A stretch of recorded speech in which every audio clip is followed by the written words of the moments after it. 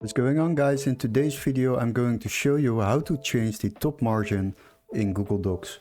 It is very easy to do. We just go to Google Docs and after that we will create a new document. Now what I will do is I will copy paste the title of this video as a header. So I will make it a title and after that we can set the top margin. So what we will do is go to File. After that you can go to Page Setup and there you have some options. You can apply this to the Word document if you want.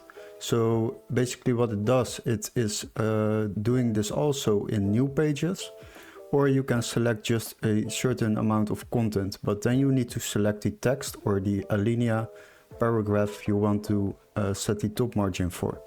So now we will select Word document. After that we will go to the margins. As you can see, my margins are set in inches.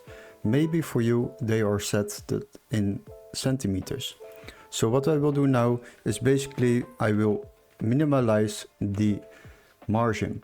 I will make it a 0.25 and after that I will set this to OK. If you set it as default, then if you create a new page, then it will be automatically set it to this margin.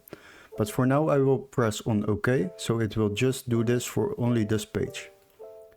As you can see, now I have changed successfully the margin, the top margin in Google Docs.